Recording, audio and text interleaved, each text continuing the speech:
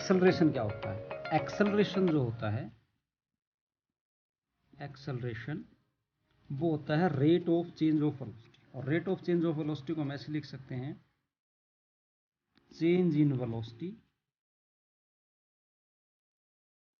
पर unit time. Change in velocity per unit time को हम एक्सेलरेशन बोलते हैं।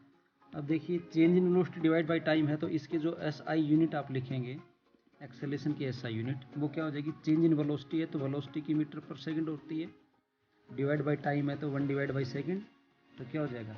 Metre divide by second square, that is equal to metre पर second square. और इसको ऐसे भी लिख सकते हो, इज इक्वल टू ms-2। तो ये आपके पास इसकी यूनिट हो गई है।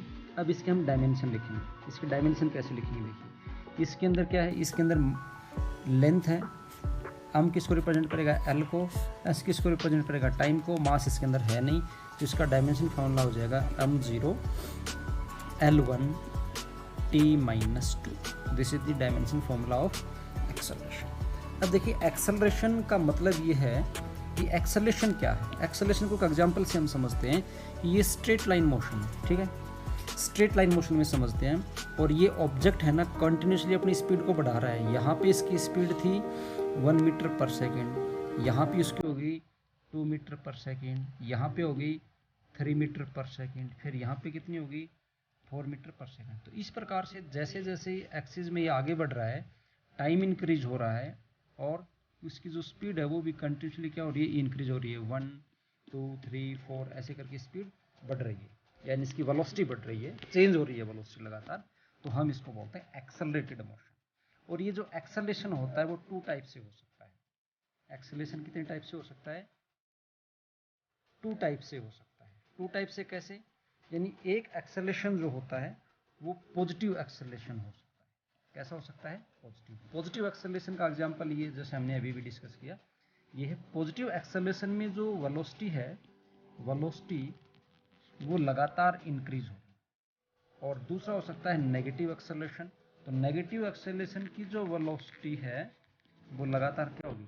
डिक्रीज होगी। एग्जांपल देखते हैं। देखिए, अब अगर किसी भी ऑब्जेक्ट को आप, ये ग्राउंड है, और ग्राउंड से किसी ऑब्जेक्ट को आप वर्टिकली अपवर्ड थ्रो करते हो ऐसे, तो ऊपर की तरफ अगर ये जा रहा है तो इसका एक्सेलरेशन a बराबर कितना रहने वाला है? आप ये देखिए, आपको पता है अर्थ किसी भी ऑब्जेक्ट को डाउनवर्ड अट्रैक्ट करती है अपनी तरफ, जो नीचे की तरफ अट्रैक्ट करती है वो होता है 9.8 मीटर पर सेकेंड स्क्वायर, जिसको हम बोलते हैं acceleration due to gravity. g is equal to 9.8 metre पर सेकेंड स्क्वायर से करता है, ठीक है। तो यहाँ पे जब ऑब्जेक्ट को आप ऊपर की तरफ आप फेंक रहे हो, तो उस दौरान अर्थ क्या कर रही है? अर्थ इसको डाउनवर्ड अट्रैक्ट कर रही है। अर्थ किधर अट्रैक्ट कर रही है? डाउनवर्ड। ऑब्जेक्ट की जो वेलोसिटी है ना, v तो ऊपर की तरफ है, बट वेलोसिटी किधर है? उसका जो एक्सेलरेशन का चेंज है वो डाउनवर्ड है। क्यों चेंज है डाउनवर्ड? क्योंकि वेलोसिटी लगातार ऊपर की तरफ जा रही है, अर्थ उसे नीचे की तरफ खींचेगी, तो उसकी वेलोसिटी लगातार डिक्रीज होगी। और ये जो हाईएस्ट पॉइंट आएगा, ये जो हाईएस्ट पॉइंट है, हाईएस्ट पॉइंट, इस हाईएस्ट पॉइंट के ऊपर, एच हाईएस्ट पॉइंट है, इसके ऊपर आके उसकी v बराबर कितनी हो जाती है? 0। लेकिन यहाँ v बराबर 0 होने के बाद भी जो g की वैल्यू है वो 9.8 मीटर पर सेकेंड स्क्वायर वर्टिकली डाउनवर्ड बनी रहती है। तो यहाँ से क्वेश्चन हमारे पास ये भी बनता है बहुत अच्छा, कि कोई ऐसा एग्जाम्पल जहाँ पे वेलोसिटी तो 0 है बट एक्सेलरेशन 0 नहीं है। तो कहाँ पे है? बॉडी को आप वर्टिकली अपवर्ड थ्रो करो, और जब वो हाईएस्ट पॉइंट पे पहुँचता है, तो हाईएस्ट पॉइंट पे पहुंचने के बाद वेलोसिटी उसकी क्या हो जाती है? 0, बट एक्सेलरेशन 0 नहीं होता। तो जब भी किसी ऑब्जेक्ट को आप वर्टिकली अपवर्ड फेंकते हो, तो उसके अंदर जो एक्सेलरेशन होता है वो नेगेटिव एक्सेलरेशन होता है। नेगेटिव एक्सेलरेशन क्यों होता है? क्योंकि उसकी स्पीड लगातार डिक्रीज होती है। इसका मतलब नेगेटिव एक्सेलरेशन जो होता है, नेगेटिव ए होता है, उसमें की जो वेलोसिटी होती है, वेलोसिटी वो कंटिन्यूसली क्या होती है? डिक्रीजिंग होती है। इसका एक एग्जांपल ये भी है, जब आप कार चलाते हो और कार को ब्रेक अप्लाई करते हो, तो ब्रेक अप्लाई करते हो तो उसकी स्पीड लगातार डिक्रीज होती है। तो डिक्रीज होती है उसकी स्पीड और वेलोसिटी डिक्रीज होगी, तो वहाँ पे क्या होगा? आपके पास नेगेटिव एक्सेलरेशन होगा। नेगेटिव एक्सेलरेशन का दूसरा नाम है जिसको रिटार्डेशन भी बोलते हैं।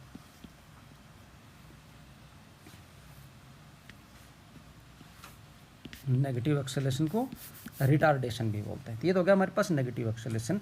दूसरा जो होता है वो हमारे पास होता है पॉजिटिव एक्सेलरेशन। पॉजिटिव एक्सेलरेशन कैसे? पॉजिटिव एक्सेलरेशन का एग्जांपल ये है, अब यहाँ से ये कोई पॉइंट है और इस पॉइंट से किसी भी ऑब्जेक्ट को आप ड्रॉप कर दो, ड्रॉप करोगे तो नीचे की तरफ आएगा और अर्थ लगातार उसे अपनी तरफ अट्रैक्ट कर रही है, तो उसकी जो वेलोसिटी है वो लगातार इंक्रीज हो रही है। और किस रेट से इंक्रीज हो रही है? तो उसका जो आप रेट निकालेंगे वो आएगा 9.8 मीटर पर सेकेंड स्क्वायर। ये एक्सेलरेशन है, डाउनवर्ड है, ठीक है। तो ये एक्सेलरेशन हो गया पॉजिटिव। तो यहाँ से हमें एक बात और पता चलती है न्यूमेरिकल वैल्यू के लिए कि अगर कोई ऑब्जेक्ट ऊपर की तरफ जा रहा है, ऊपर की तरफ आप थ्रो कर रहे हो, आपने क्या किया? थ्रो। इसमें कोई इंजन वगैरह नहीं है, इस बात को ध्यान रखना। इसमें क्या नहीं है? इंजन नहीं है। इंजन नहीं मतलब आपने अपवर्ड क्या करा? इसको थ्रो किया।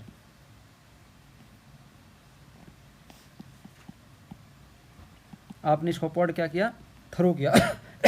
तो इसमें जो एक्सेलरेशन आएगा वो आएगा -9.8 मीटर पर सेकेंड स्क्वायर। और अगर किसी ऑब्जेक्ट को आप ड्रॉप कर देते हो तो उसके अंदर जो एक्सेलरेशन आएगा वो आएगा +9.8 मीटर पर सेकेंड स्क्वायर। तो ये तो एक्सेलरेशन की बात होगी। अब एक्सेलरेशन की हम फर्दर टाइप्स देखें, डिफरेंट टाइप। तो एक्सेलरेशन, पहली जो एक्सेलरेशन की टाइप है वो है यूनिफॉर्म एक्सेलरेशन। Uniform acceleration. और यूनिफॉर्म एक्सेलरेशन वैसे ही है जिस प्रकार से आपने क्या पढ़ा था, यूनिफॉर्म स्पीड पढ़ी थी, यूनिफॉर्म वेलोसिटी पढ़ी थी, तो वैसे ही यूनिफॉर्म एक्सेलरेशन होता है। यूनिफॉर्म एक्सेलरेशन के अंदर क्या होता है? जो चेंज इन वेलोसिटी होती है वो इक्वल अमाउंट में होती है in equal interval of time. दूसरा हमारे पास जो होता है वो होता है variable acceleration.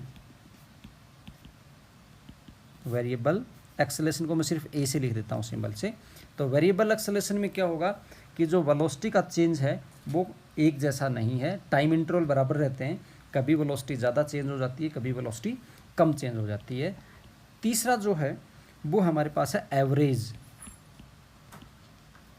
Average acceleration. Average acceleration क्या होता है? एवरेज एक्सेलरेशन का मतलब ये है कि जो भी ऑब्जेक्ट है वो मूव कर रहा है तो वेरिएबल वेलोसिटी से है, तो एवरेज एक्सेलरेशन को हम डिफाइन करेंगे ratio of total change in velocity of object to the total time interval taken. मान लीजिए वो यहाँ से चला, इस पॉइंट से चला t = t1 से, और यहाँ से लेके वो यहाँ पहुँच गया, टाइम यहाँ पे हुआ t2। तो यहाँ पे वेलोसिटी v1 थी, यहाँ पे वेलोसिटी कितनी होगी? v2। तो एवरेज एक्सेलरेशन जो एवरेज होगा वो टोटल चेंज इन वेलोसिटी, तो आपके पास हो जाएगा v2 - v1 divide by total time taken, तो वो कितना हो जाएगा? t2 - t1। तो ये जो एक्सेलरेशन होगा इसको हम बोलेंगे एवरेज एक्सेलरेशन। और जो फोर्थ टाइप है हमारे पास instantaneous acceleration.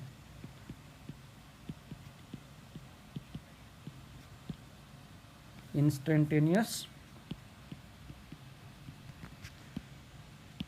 Acceleration.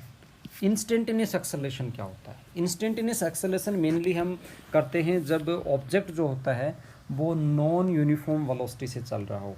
Non uniform velocity मतलब किसी टाइम उसकी वेलोसिटी कुछ हो रही है, किसी टाइम कुछ हो रही है। अगर हम नॉन यूनिफॉर्म का ग्राफ भी बनाएं, जैसे कुछ हम इस प्रकार से ग्राफ बना लेते हैं, एक ये होगी वेलोसिटी और ये हो गया टाइम। सपोज करो इस प्रकार से कोई ग्राफ आ रहा है वेलोसिटी टाइम का, तो इंस्टेंटेनियस एक्सेलरेशन है गिवन इंस्ट। आप देखते हो जब आप यहाँ देखोगे तो यहाँ एक्सेलरेशन इतना है, जब आप ये पॉइंट सेलेक्ट कर रहे हो तो इस पॉइंट के ऊपर एक्सेलरेशन यहाँ पे कुछ और आएगा, यहाँ देखोगे तो यहाँ पे एक्सेलरेशन की वैल्यू कुछ और आएगी, क्योंकि यहाँ पे a किसके बराबर होने वाला है? v/t के बराबर होने वाला है। यहाँ पे ये देखेंगे एक्सेलरेशन जो होगा, तो जो इंस्टेंटेनियस एक्सेलरेशन होता है वो एक्सेलरेशन होता है at the given instant of time. किसके ऊपर होगा? जैसे हमारे पास ये टाइम का इंस्टेंट था तो यहाँ पे कितना एक्सेलरेशन है, अगर ये टाइम देगा तो यहाँ पे कितना एक्सेलरेशन है। एक्चुअली आप ये यहाँ पे इसको वेलोसिटी है, एक्चुअली इसको वेलोसिटी मत समझना, क्योंकि वेलोसिटी टाइम का जब मैं रेशियो निकालूंगा यहाँ पे वेलोसिटी टाइम का, तो वो क्या देगा? यहाँ पे इस ग्राफ से हमें क्या मिलेगा? एक्सेलरेशन मिलेगा। यहाँ वेलोसिटी टाइम से एक्सेलरेशन मिलेगा। यहाँ अगर आप ये टाइम लोगे और ये वेलोसिटी लोगे तो यहाँ एक्सेलरेशन मिलेगा। तो ये हमें डिफरेंट मिल रहा है। तो इसको गिवन इंस्टेंट, तो आप देखोगे हर जगह ये तो इंस्टेंट क्या होता है? ये तो छोटा सा टाइम इंटरवल है, इन तो इस पॉइंट के बीच का ये छोटा सा है। तो इसको हम ऐसे लिख सकते हैं कि जो इंस्टेंटेनियस एक्सेलरेशन ए होता है उसको ऐसे लिखा जा सकता है limit delta T tends to 0 and delta v/डेल्टा t। टी। लिमिट का मतलब आपको पहले एक वीडियो में समझाया जा चुका है, delta we divide by delta T. Delta we by delta T का मतलब क्या है कि उस डेल्टा टी टाइम में, देखो ग्राफ से आप फिर अच्छे से समझो इसको, मैं इसको ऐसे बनाता हूँ ग्राफ से, देखना एक बार। इसको हमने सारे को इरेज कर दिया, इसको इरेज कर देते हैं, फिर ग्राफ बनाते हैं। देखिए इसको हमने ये ग्राफ बनाया और मुझे इंस्टेंटेनियस निकालना है। सपोज करो ये ग्राफ इस टाइप का ग्राफ है, तो इंस्टेंटेनियस का मतलब डेल्टा टी। डेल्टा टी क्या होगा, यहाँ ये t1 टाइम हो गया और ये हो गया t2 टाइम। ये t1 टाइम हो गया तो इसकी वेलोसिटी कितनी होगी v1, t2 टाइम की वेलोसिटी कितनी होगी v2। अब जो v2 माइनस v1 है ये तो होगा डेल्टा v, और t2 माइनस t1 है ये होगा डेल्टा t। तो यहाँ से हो गया delta v divide by delta t, तो ये तो क्या होगा एक्सेलरेशन। अब limit delta t tends to 0 का मतलब क्या हुआ, इसका मतलब ये है कि ये जो टाइम इंटरवल है ना, ये टाइम इंटरवल, ये यहाँ पे थोड़ा ज़्यादा टाइम इंटरवल है, इसको हम रिड्यूस करते करते 0 ले आए। मतलब क्या हुआ, t2 को हम t1 के नज़दीक ले आए, तो तब ये हो जाएगा। और उस केस में इसको ऐसे लिख सकता हूँ, a is equal to dv divide by dt। ये डिफ्रेंशिएशन का कॉन्सेप्ट है और ये हम एक बेसिक मैथ की वीडियो में पढ़ चुके हैं कि इस डिफ्रेंशिएशन का मतलब क्या होता है। तो यहाँ से इंस्टेंटेनियस एक्सेलरेशन होता है, उसको मैं लिख सकता हूँ a is equal to D V divide by D T. ये एक बहुत ही इंपॉर्टेंट कॉन्सेप्ट है, ये आप अच्छे से समझ रखें, a is equal to D V divide by D T. इससे हम बहुत सी प्रॉब्लम आगे सॉल्व करने वाले हैं। अब देखिए इसको हम ऐसे भी लिख सकते हैं, a बराबर आपके पास D V divide by D T आया। आल्सो वी नो दैट जो v होता है उसको हम लिखते हैं dx divide by D T, rate of change of displacement. v को dx बाई डी टी लिख सकते हैं। अगर मैं ये वैल्यू यहाँ पुट कर दूँ तो a को हम क्या लिख सकते हैं, यहाँ से a को लिखा जा सकता है a is equal to d divide by D t into v की जगह हम लिख सकते हैं dx डिवाइड बाई कितना dt। इसको जब हम सोल्व करेंगे तो सोल्व करने के हमें क्या मिलता है, a इज इक्वल टू ये हो जाएगा d square x divide by D t square. Okay, a is equal to d square x divide by D t square. इसका मतलब हो गया कि जो डिस्प्लेसमेंट है x का double derivative, double derivative of displacement, double derivative of displacement gives acceleration. Displacement का अगर हम डबल डेरिवेटिव कर दें तो उससे में क्या मिलता है, एक्सेलरेशन मिलता है। ओके, और अगर हम वेलोसिटी का सिंगल डेरिवेटिव कर दें तो डेरिवेटिव